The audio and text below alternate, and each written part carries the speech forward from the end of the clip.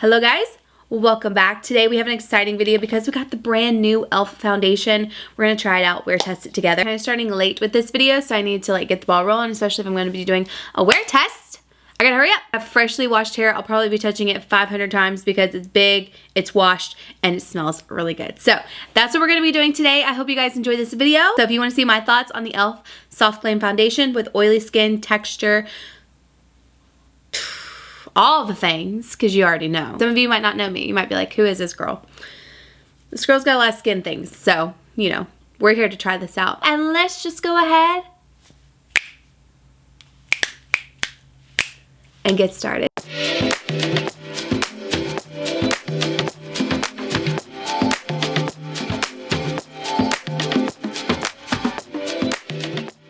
I have not applied my primer yet, so that's what I'm going to do. Favorite primer is the Hourglass Airbrush Vanish Primer. I like to take 2 pumps of that, and I'll just put it right in my T-zone. Before this, I did take a shower. I applied my regular face products, and I do have sunscreen on. I will say I do like the packaging of this e.l.f. product. I love a squeezy tube. This is the e.l.f. Soft Glam Foundation. I'm sure you guys have seen it everywhere. It says get buildable, just right coverage, and a long wearing satin finish with the hydrating foundation that's anything but basic. Let's move in. I got 2 colors. I have the shade medium neutral and tan neutral. This is tan neutral. Ooh, tan looks really warm. So we're going in with medium neutral. I might add a little bit of tan neutral in there just to kind of warm it up a bit, but medium neutral is definitely going to be the way to go. We're going to just apply it with a brush. Just going to kind of mix these 2 here on the back of my hand. Just like so. Take what's on my finger, put that on my face. Now, I've mentioned this many times before, but with my redness and all the texture and stuff, everything that I want to cover, I like to apply with a foundation brush, and while I'm applying, I'm pressing into my skin. I'm not swiping all over. I'm not just buffing it in.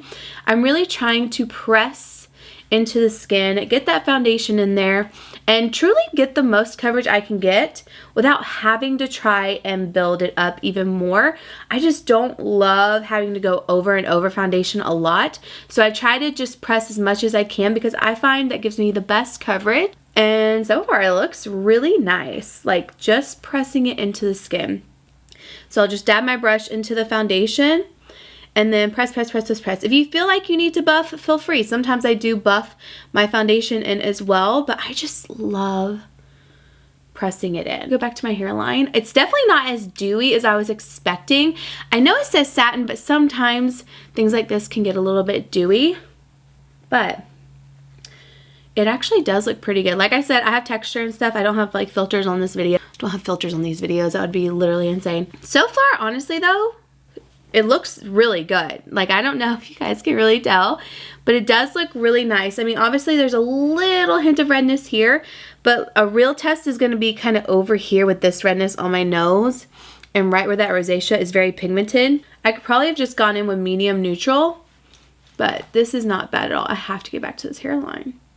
I'm just going to take more on this side, but you saw that before and after, and now we're going to see what it looks like when I finish up my face. It's definitely not a pore minimizing foundation whatsoever. It's not necessarily accentuating the pores. I think it's just not really helping, but one thing that does kind of help, especially when you have a satin finish like this, is setting the makeup. Once you set with powder, things are gonna look a lot better. So, or you could just really use a pore filling primer. But this doesn't look terrible whatsoever. When I tell you I'm textured, I'm not playing. I have a lot of texture and pores and stuff, especially lately. Something's going on with my skin. I haven't quite narrowed it down, but lots of breakouts and just things happening with my skin. It's not as smooth as she should be, to be honest with you. That still looks really good. You cannot get rid of pores. You can see I have more texture on this side of my face, but this side does look really good. I'm gonna just take this down my neck and chest because it's necessary. I think it has decent coverage. I would say for sure medium because I can see redness on my nose, especially trying to go back in there. That was probably a mistake. Ooh, okay. That was probably a mistake. So far, not terrible, but not the best thing I've ever put on my skin. The longer I sit with it, the more I'm like, not loving it. And my nose just came off. And I'm gonna say too, I was so excited about this foundation, like purchased it immediately once I saw that it was available online. But so far, it's definitely a little bit sticky. It's gonna transfer if you don't set it. But if you have textured skin, is this the right one? What I'm gonna do is apply some bronzing products, concealer, all of that. And then I'm gonna come back, show you what it looks like, and we'll set it and do all of that stuff. So I will be right back. I'm gonna use my favorite setting powder. We're gonna use the Givenchy Prism Libre. This one's the number 1. A little light for me, but it's the only one I have up here, and I'm fine with it being just a little bit light. So I'm first gonna set this side of my face so we can see what it looks like set. Now sometimes powders really help out the pores and texture and stuff because you're taking away that shine and that focus that that light is bringing to those areas. I mean, just like that. That looks so much better. It looks so much better. But again, the texture is still there. It's just the light is not bouncing off of the shininess of the foundation, therefore bringing those areas out. So I'm just gonna make sure I set this one because it definitely needs it, but it looks so much better set. Okay, I'm back. Everything is on. I have my blush on, lip products, bronzer. It all actually looks really good right now. The only thing that makes me nervous about not loving it until I've had some powder is the way it's gonna wear throughout the day with like my oils naturally just coming in, making me oil. That way the light again hits it and it kind of just really looks just too heavy for me. So it's currently 3:02 right now. Anywho, I'll give you guys an update in just a little bit. It is 11:20. We've had this on for quite a while now, and I figured I would come on here and update you on what it looks like. It looks better than I was expecting. When I first put it on, obviously I was kind of like up and down. I didn't know how I felt about it. I am oily like in the T-zone. On the outer parts of the face, it still does look really good, like the blush and bronzer. I think maybe like some of my forehead is definitely coming off. You could probably see like right here, and I don't know how because I don't touch my forehead too much, but you know, without knowing, probably so. I would say it's coming off a little bit. Even though I do think it's worn okay, I don't know if it claimed to be very long wearing. It says long lasting. There's not like an hour on that, I feel like. But it's definitely coming off here on my chin. It's coming off of my nose. You could probably see that. My forehead as well.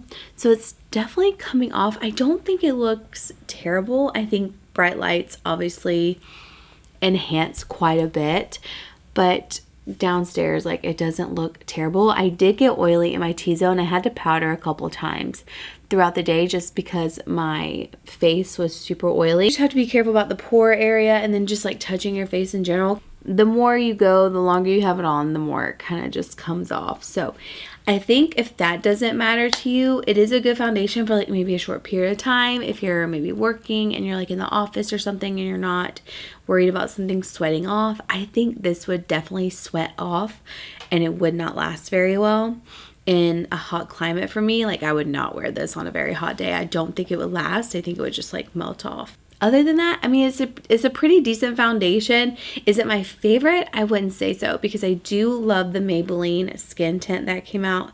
I think that's a really great skin tint. It's basically a full coverage product. It's a thin consistency. It works really well for oily skin. It's like their Super Stay serum. I'll put it right here. It's incredible. You should definitely try it. It's one of my favorites.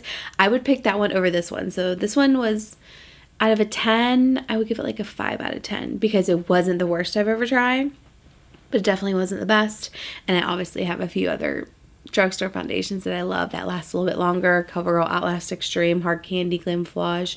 You know, those basic ones. I would say give it a try. Maybe if you have more dry skin, you might love this. More combo, you might love it. But I think if you have very oily skin and you have textured skin, maybe it's a pass. Try the Maybelline one. But if you guys have tried this foundation, let me know what you think down below in the comments or if you're going to try it out. Anyways, I hope this video was helpful. Thank you guys so much for watching and I'll see you guys in my next video.